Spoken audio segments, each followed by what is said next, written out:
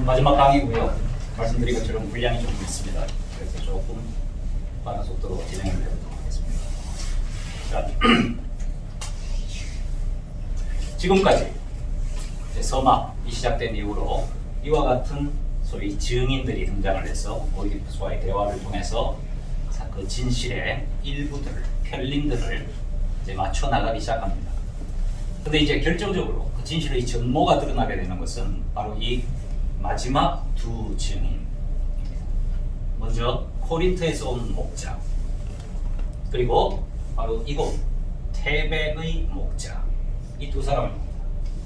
참 재밌는 것은 이 결정적인 증인들, 마지막 증인들이 앞에 사람들처럼 높고 위대하고 또는 뭐 그런 예언자로서의 성경 지명이 있고 이런 사람들이 아니에요.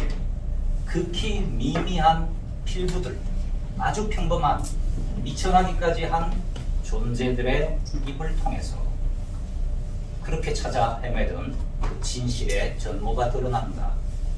역설 아닌 역설입니다. 사실은 그렇죠? 오히려 평범한 사람들의 입에서 진실이 밝혀진다는 것.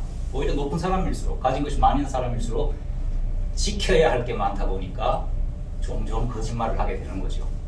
혹은 그네들이 말하는 진실이라는 것은 어떤 편파적인 진실들이기가 쉽죠. 오히려 아무것도 잃을 것이 없는 사람들은 그 진실을 있는 그대로 라는 그런 역사를 담고 있는 이 증인의 등장 순서라고 할 수 있습니다. 지난 시간 마지막에 오이디푸스, 그 지혜자, 위대한 왕, 그리고 자상한 남편이었던 오이디푸스에게서 살인자의 모습이 있다는 것을, 그 위대한 인간 안에 야만의 신이 움틀거리고 있었다는 것을 이 테베 백성들 전부 다 지켜보는 일이 있었죠. 그리고 그 아내가 된 왕비 요카스타의 입장에서도 남편의 정말 그 미처 알지 못했던 그 모습을 발견하고 경악을 백성들과 함께 했습니다. 그리고 나서 오이디푸스를 진정시키려고 해봤지만 아마 그 일에 실패를 했던 탓인지 왕비 요카스타가 원래 자기가 했던 말, 신탁, 예언 따위는 개념치 말라라고 했던 말을 뒤집듯이 지금 오히려 우리 모두 모여서 기도를 하자라고 백성 앞에 다시 돌아오는 마음이에요. 그리고 이 기도는 합창으로 이루어지는 앞에 그 형식적인 기도들과는 달리 그야말로 숙연한 분위기 속에서 향불을 피워놓고 무대 가득히 연기가 피어오르는 그런 분위기에서 이루어진다고 했어요.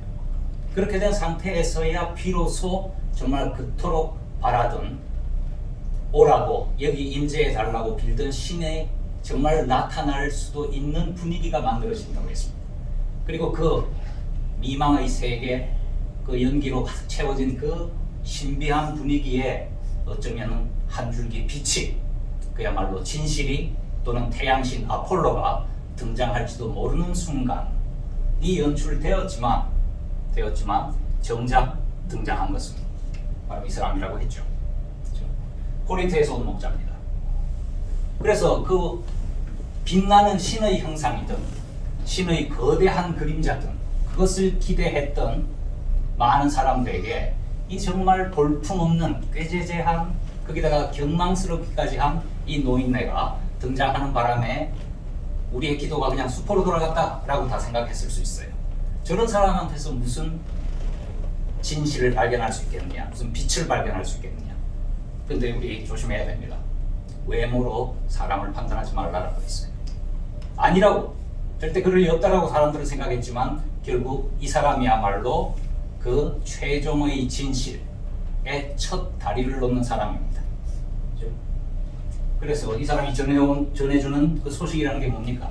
오이디푸스가 이웃나라 코린트의 왕으로 추대되었다. 왜? 바로 오이디푸스의 아버지로 알려진, 사실은 아니죠, 하는 그 폴코린트의 폴리부스 왕이 돌아가셨다.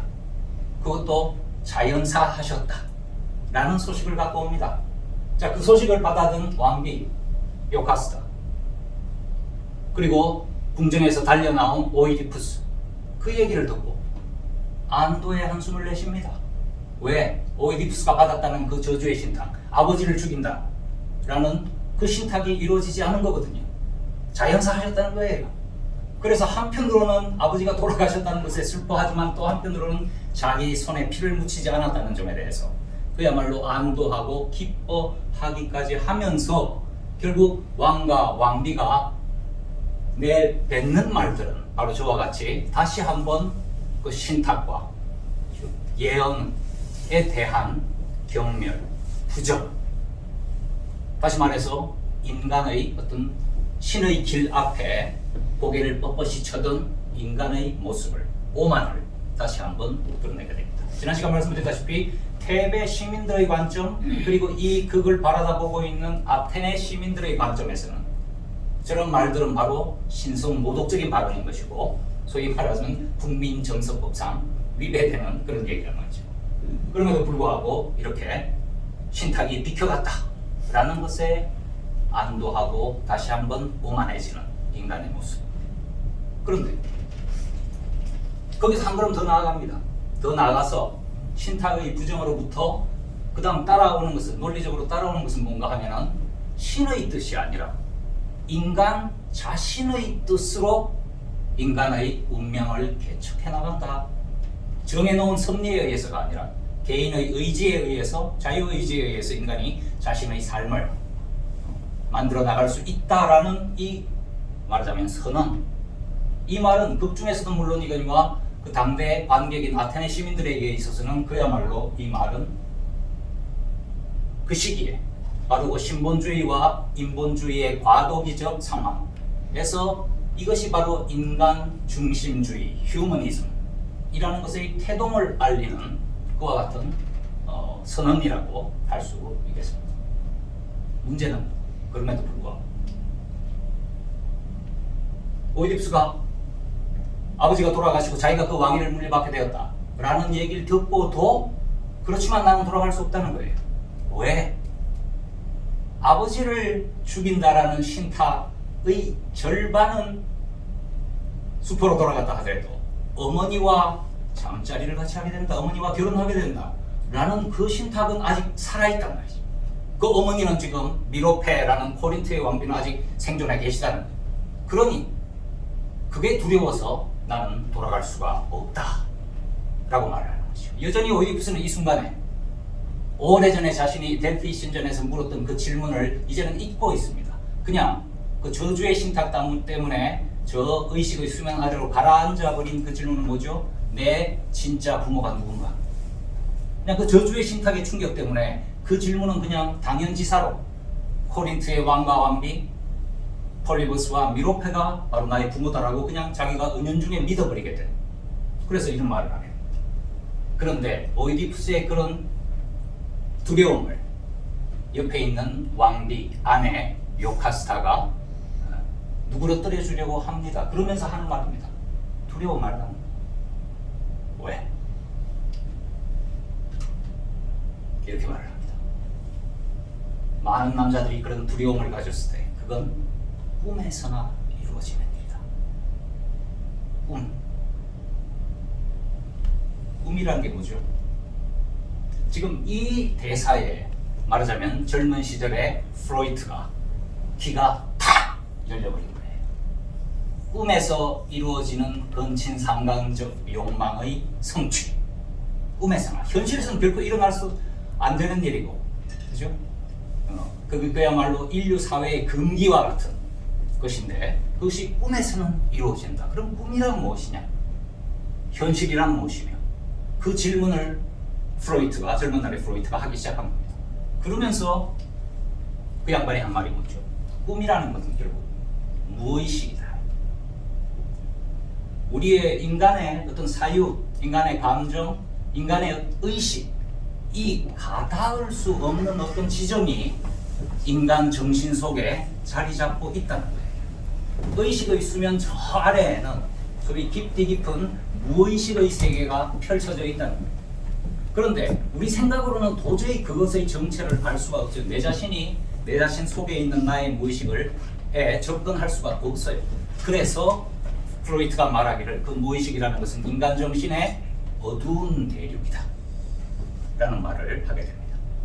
이게 이제 그리스 신화에서 보면은 푸시케, 영어식으로 하면 사이키, 사이키라는 말이 심령이라고 번역이 되죠. 바로 그 지점입니다.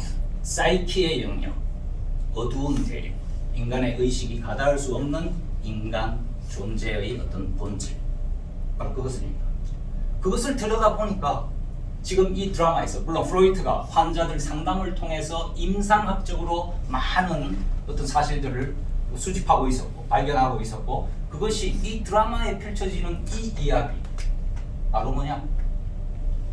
어머니와 아들의 관계, 그리고 아버지와의 관계, 어머니와 아들이 어떤 연합을 하고 있는 그 유대, 더 나아가서 어떤 집착적인 어떤 관계가 있는가 하면은 아들과 아버지 사이에는 존경, 두려움, 증오까지도 배제하는 그런 이 소위 말하는 삼각관계라는 것에서 소위 인간 정신, 바로 그 어두운 대륙에 속하는 인간의 무의식이 어떻게 형성되는가 하는 걸 발견하기 시작한 거예요. 자, 무슨 이미지인지 아시겠죠? 소위 수중분만. 제가 오이디푸스를 이렇게 나중에 만나려고 그랬는지, 제가 중학교 때 흑백 TV 시절에 TV 다큐멘터리를 하는데 러시아에서 수중분만하는 장면을 갖다가 다큐멘터리를 제작해서 보여줬어요. 중학교 2학년의 눈에 비친, 정말 충격적이었어요. 그때는 저는 정말 남녀가 손잡고 자면 아이가 나오는 줄 알았거든요. 그 당시에 성교육의 수준이라는 게. 그래서 그렇게 알고 있다가 이 수중분만의 출산을 하는 과정을 보는데, 이제 큰 투명 플라스틱 욕조에 이제 만삭의 산부가 들어가 앉습니다. 옷을 벗고 들어가 앉아서 이제 카메라가 저 앞쪽에 있어서 그걸 산모가 앉아 있는 측면을 비춰주는 거예요. 그렇게 하는데 러시아 의사와 간호사 두 사람이 다 양옆에서 다가옵니다. 다가오고 의사가 그 산모의 배를 누르지도 않고 그냥 살살 만져줘요. 만져주는데 그 밑에 산모의 다리 사이에서 뭐가 하나 툭 나옵니다. 아이의 머리입니다. 그게 꿈틀꿈틀하면서 이게 조금씩 더 나오더니 이게 끼었나 봐요. 이게 끼었는지 그 아기가 이렇게 합니다. 그러면서 쑥 빠져나옵니다. 그리고는 엄마 다리 사이를 벗어나서 넓은 욕조라서 엄마 다리 사이를 벗어나서 꼬물꼬물 마치 올챙이처럼 이렇게 유영을 하는 거예요. 그런데 아이가 저까지 가니까 눈에 띄는 것이 탯줄입니다. 탯줄이 길게 늘어져 있습니다. 자, 그런 장면에서 그 순간에 그 아이가 유영하고 있는 그 상태에서 아이의 표정이 보여요. 어떤 표정인가 하면 정말 해맑은, 순진무구한 티 하나 없이 행복한 표정을 짓고 있어요. 자, 그것을 이 이제 출산의 생리적 과정과 인간의 그 무의식을 연관지어서 사유하면서 프로이트가 관찰해낸 게, 정의를 한 게 바로 이겁니다. 마치 지금 이 욕조는 말하자면 자궁속 양수하고 같은 질의 그 물을 갖다가 채워놓은 거예요. 그러니까 애가 엄마의 몸을 빠져나왔지만 탯줄에 의해서 엄마 몸에 연결되어 있고, 이게 양수기 때문에 거의 엄마 몸 속에 있다라고 말하자면 착각하고 있는 상태입니다. 이 아이는 그러면 그것은 바로 아이가 자궁속 양수에 부유하고 있을 때 아이가 갖는 감정하고 동일한 것을 우리가 관찰할 수 있다는 거예요. 그게 어떤 거냐? 그 아까 말씀드린 그 해맑은 행복한 표정입니다. 그것을 가리켜서 프로이트는 대양적 감정, 큰 바다 위에 따뜻한 큰 바다 위에 둥둥 떠 있는, 아무런 중력의 압력도 없고 또 생존을 위해서 아무런 노력을 할 필요가 없어요. 모든 것이 생존에 필요한 모든 것이 텍스처를 통해서 공급이 되고 있기 때문입니다. 그러니까 이때 아이가 느끼는 소위 이 존재의 충일감이라는 그 감정을 대양적 감정, 그러니까 어머니 자궁 속에 태아의 기본적 감정은 바로 이런 대양적 감정이다. 어머니의 몸과 떨어지지 않았어요. 어머니의 몸과 하나예요. 합일된 상태예요. 자, 그런 상태의 아이를 이제 밖으로 나온 이 양수 욕조 안에서 관찰하게 됩니다. 근데 문제는 그 순간 간호사와 의사가 다가옵니다. 그래갖고는 간호사가 아이를 탁 탁 집습니다. 물속에 있는 아이를 탁 집어갖고 4 수면 위로 올라오는 순간 아이가 이 수면 위로 얼굴이 올라오는데 여기서부터 애 얼굴이 쭈글쭈글쭈글해져요. 중력 속으로 들어온 거예요. 쭈글쭈글해져갖고 올라와갖고 몸이 올라왔습니다. 옆에서 의사가 가위로 탯줄을 자릅니다. 그 순간 아이는 하면서 고통의 비명소리를 질러대기 시작합니다. 하나였던 어머니의 몸으로부터 분리가 되고요. 절개를 당해버립니다. 다시 말해서 소외되어버린 거예요. 어머니의 몸으로부터 소외가 된 상태. 이게 재밌는 게 이 아이의 그 표정을 제가 중학교 2학년 때 제가 이렇게 지켜보면서 순간 이렇게 팍 떠오른 말이 있었어요. 무슨 말인가 하면 그게 바로 아까 말씀드렸던 행복. 그 말이 떠올랐어요. 뭐 중학교 2학년이 뭐 삶에 무슨 어떤 때가 끼인 상태도 아닐 텐데도 불구하고 그 순진 그 때 하나 없는 무구한 그 존재감 그것이 그야말로 순도 100%의 행복감이라는 걸로 느껴졌던 거죠. 그런데 나중에 알고 보니까 여러분 이 생리적 과정이라는 게 그리고 그것과 연결된 무의식 정신분석학이라는 게 신화학과 일치를 합니다. 구약성경 창세기 에덴 동산이 있죠. 이 에덴이라는 말의 뜻이 뭐냐? 행복이라는 뜻입니다. 행복. 무슨 얘기냐? 거기서 인간이 처음으로 창조되었을 때, 탄생했을 때, 그 인간은 그 에덴 동산에서는 하나님과 함께 거닐던 상태였어요.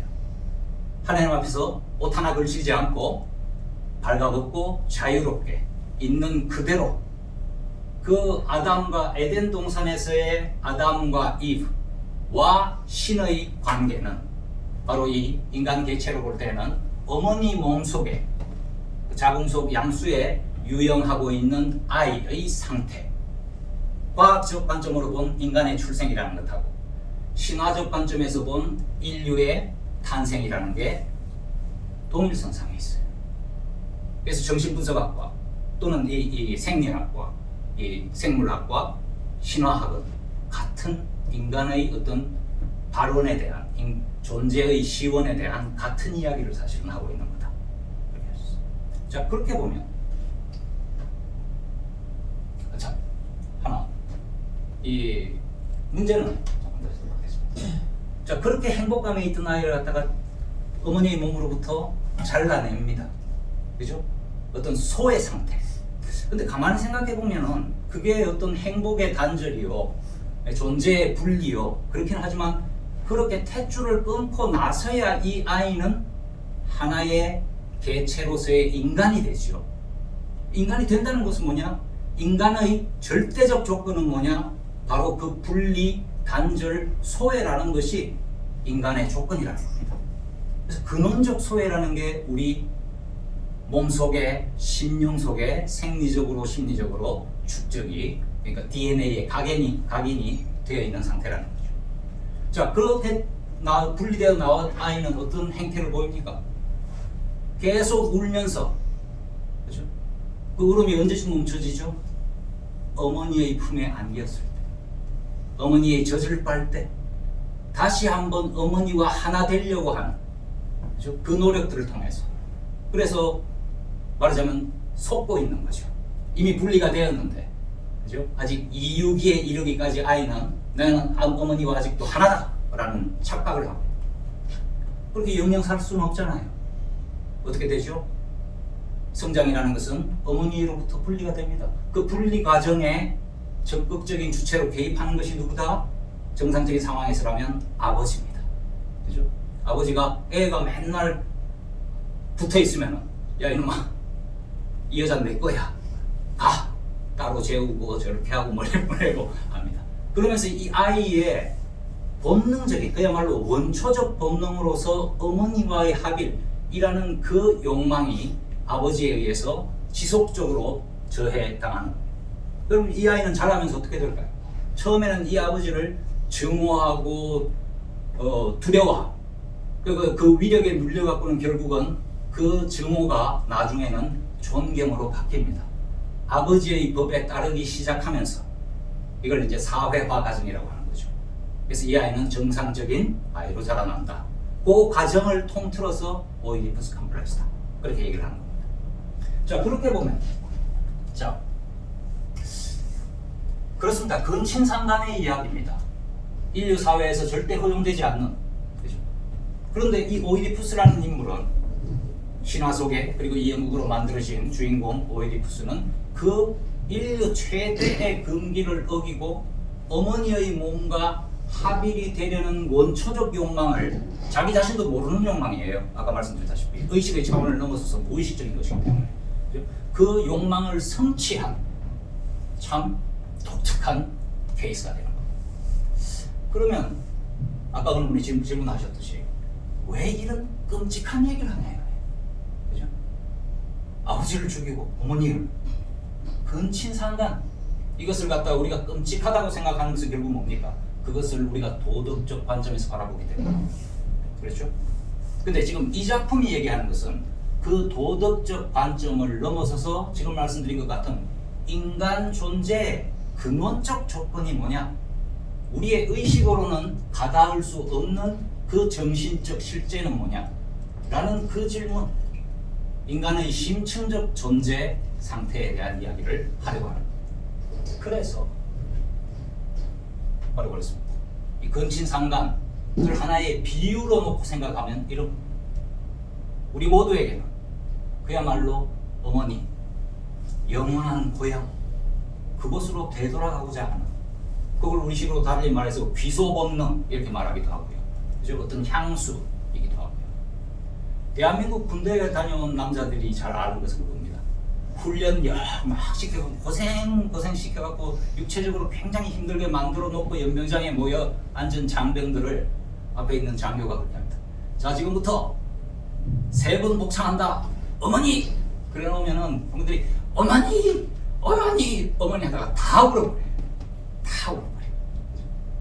그게 소위 어머니라는 존재. 그래서 이거는 또 실제 육신의 어머니가 아닐 수도 있습니다. 육신의 어머니는 세월과 함께 늙어가시죠. 또 사라지시죠. 하지만 인간의 마음은 그 출생의 경험으로서 얻어진 어머니에 대한 그리움이라는 것은 영원한 인간의 본성으로 남게 된다. 오이디푸스가 구현하는 것은 바로 그런 것이다. 문제는 이것이, 이 존재론이, 근친상간의 존재론이라는 것이 도덕론으로 전환하는 것은 결국은 그 자궁회귀의 욕망이라는 것이 절대적 금기라는 겁니다. 왜? 인류가 존속하기 위해서는 대에서 대를 이어가야 하는 것인데, 그것을 역행하여 자식이 어머니에게도 되돌아가는 것은 소위 인류의 존속을 불가능하게 만드는 어떤 행위이기 때문에 그렇습니다. 자, 그것은 아까 말씀드린 대로 에덴 동산이라는 신화학과의 연결고리가 맺어집니다. 결국 아담과 이브, 태아는 그 어머니인 창조주 신과 결별을 하게 되죠. 그놈의 선악과. 그래서 에덴 동산으로부터 쫓겨납니다. 그걸 뭐라 그러죠? 신락원, 그죠? Paradise Lost라는 걸 하죠. 자, 그 부부가 나와서 에덴의 동쪽에 자리 잡고 살게 되었다라고 하는데, 문제는 또 어떻게 됩니까? 그 부부 사이에 난 아들이 둘이가 있잖아요. 누구? 카인과 아벨. 이 형제간에 어떤 일이 일어납니까? 형 카인이 아우 아벨을 죽입니다. 형제 살해라는 것이 나타나는 거죠. 그랬을 때에 카인에게 내려진 하나님의 벌, 천벌은 무엇이냐? 넌 이 어머니 아버지가 신락원해서 살고 있는 이 에덴의 동쪽으로부터도 다시 쫓겨나서 세상을 유리하는 자가 될 것이다. 떠도는 자가 될 것이다. 떠도는 자. 그리고 너는 다시는 고향에 돌아오지 못하리라. 창세기 9절입니다. 다시는 고향에 돌아오지 못하리라. 우리가 카인을 뭐라고 부릅니까? 우리를 카인의 후예라고 부르죠. 그죠? 우리 소설에도 있습니다만 카인의 후예들. 이게 우리 인간입니다. 우리 모두가 다 고향에 돌아가지 못할 운명입니다. 물리적인 공간으로서 또 육신의 어머니는 계실지언정 우리가 그 출생의 이전에 하나의 인간이 되기 전에 신과 하나 되었던, 어머니의 몸과 하나 되었던 그 상태로 끝없이 되돌아가고자 하지만 아무도 돌아갈 수가 없다는 것. 그것이 인간의 운명이다 라는 얘기가, 그래서 인간은 영원한 실향민이다. 자, 한 걸음 물러나서 그래서 참 이 사람의 운명, 오이디푸스라는 이 인물의 운명이라는 게 결국 그 신탁의 의미가 뭐냐는 거예요. 신탁의 의미는 바로 이 두 가지 사건, 그죠? 그 두 가지 장면으로 집약이 될 수 있는데, 결국 이 이야기는 인간의 거듭 말씀드리지만 의식을 넘어선 차원, 무의식적 차원에서 가장 인간을 한 인간으로 존립하게 만드는 조건이 바로 이것이었다. 이것을 이 드라마가 어떻게 풀이하고 있느냐는 거죠. 오이디푸스 드라마 또는 그야말로 오이디푸스 컴플렉스의 드라마다라고 이야기해도 좋습니다.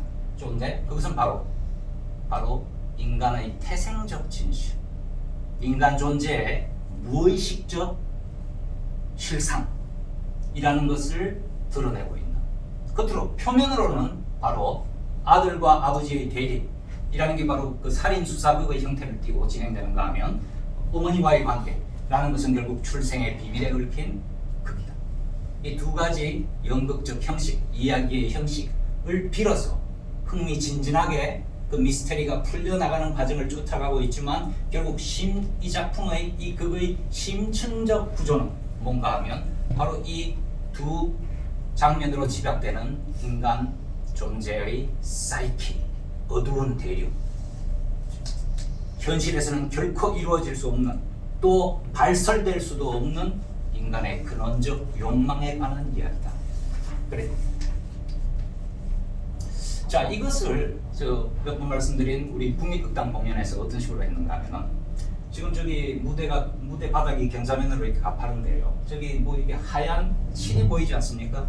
뭐라고 읽힙니까? 네.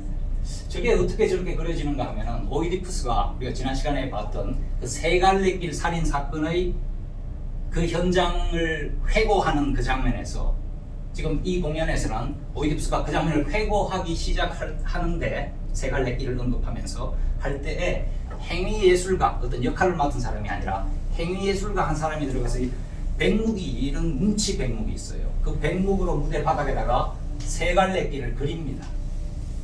세 갈래길이면서 그것이 동시에 사람 인자가 되는 거죠. 그렇게 되고 거기서 회고를 하던 오이디푸스가 마치 그 과거에 돌아간 것처럼 무대 그 안쪽을 향해서 탁 뒤돌아서게 되면은, 거기서부터 라이우스, 전왕, 자신은 모르지만 아버지의 행차가 등장하고, 이 세 갈래길 가운데에서 싸움이 벌어지고 살해가 일어나는 그 장면이 연출이 됩니다. 그러니까 좀 연출적으로 각색을 한 거죠. 각색을. 이 장면은 무슨 장면이냐?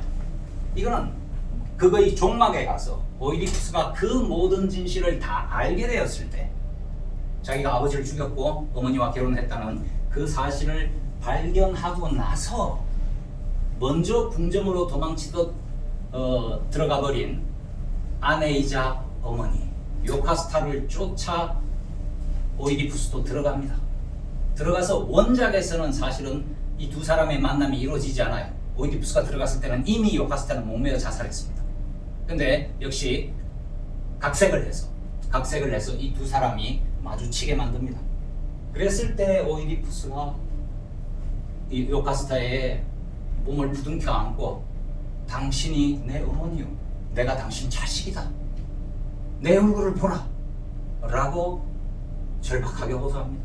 그렇지만 어머니 된 입장에서는 어떻게 했어요? 차마 볼 수가 없죠. 그 남편이자 남편이자 아들 된 자의 어떻게 그걸 대면할 수 있겠어요? 그래서 어머니는 몸부림치면서 그 뿌리치고 빠져나가려고 그러는데, 오이디푸스가 부둥켜 안고 해서 두 사람이 막 이 경사면 무대 바닥을 뒹굴뒹굴 막 굴러다니다가 마지막에 결국 대면을 합니다.